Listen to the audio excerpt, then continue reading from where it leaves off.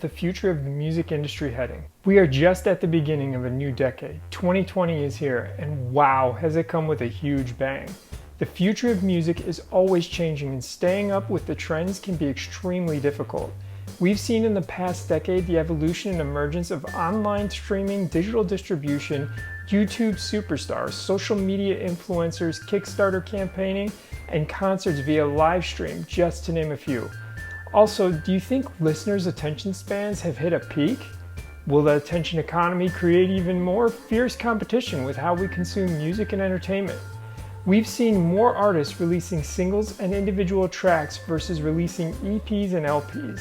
We've seen YouTube go from individuals uploading home videos to having its own music, movie, and TV streaming platform. What's the next possibility of the ever-changing music industry? Well, let's take a dive in. Technology. In the technology sector, we have seen a boom come in with products like wearable devices all the way to AI interfaces like our at-home assistants named Siri and Alexa.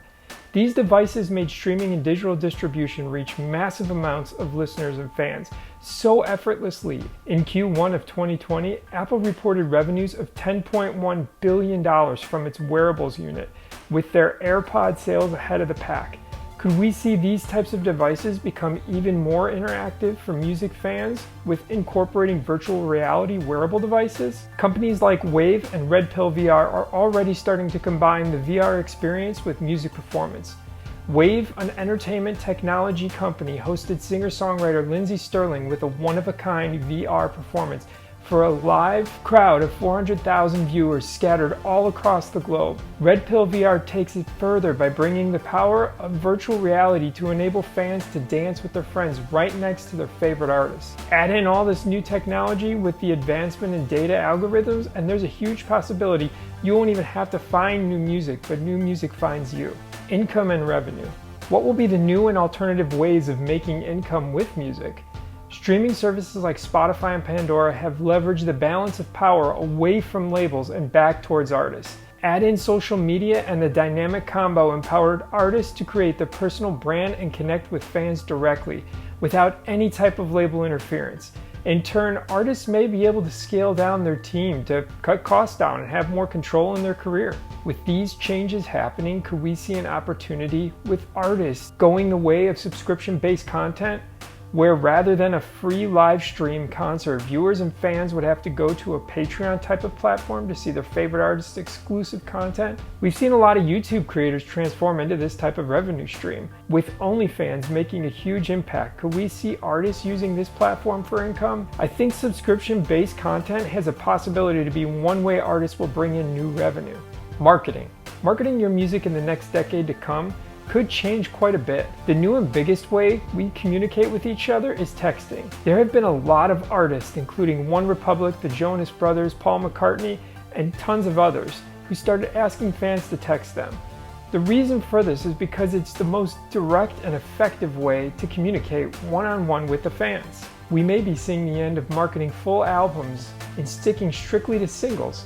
Singles are the real way music bloggers and playlisters want to accept your music. With playlists continuing to be the hot new way new fans discover music on streaming platforms, you may have to teach yourself the best way to release and market your music as singles. And speaking of streaming platforms, podcasts are starting to see an upward trend.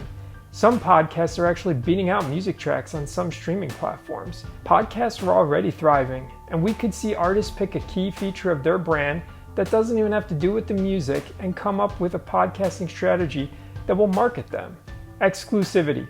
We could see major labels become a thing of the past, or possibly the rise of brands and companies offering exclusive deals for artists. Major labels have been losing their foothold on the industry the last few years, and music marketing has evolved. It has found its way out of the major label hands and into more niche music marketing strategies. Major labels were known for offering major support for artists, but as more artists go DIY, could we see the landscape change with brands picking up the tab and signing artists exclusive deals? It's a possibility, with Spotify offering the Joe Rogan podcast exclusive rights with a huge $100 million payout. Yes, I know it's a podcast, but could we see the same thing happening with a major music artist like Drake or Kanye signing to an exclusive Spotify deal? Who's to say a major brand like Apple, Samsung, or Toyota wouldn't get in on the chance of having an artist signed exclusively collecting portions of the rights for music and having the artist as a brand ambassador to sell products. These companies have the budget and the marketing expertise. How will major labels combat this? Will they begin taking on the strategy of indie labels, like giving more power to the artists or more lucrative splits and payouts for the artists?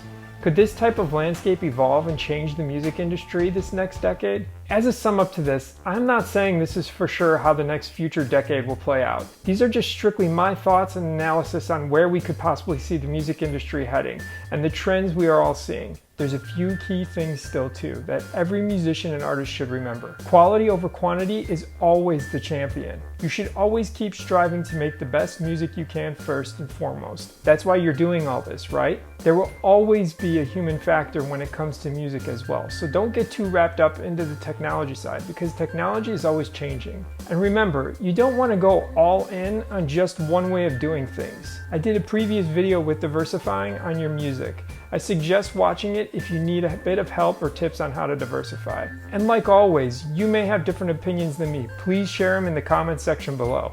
I hope you took something useful out of this. Please follow, like, subscribe, and share if you did. Always remember, don't do music for the money, do it because you love it. Stay safe, the Music Man out.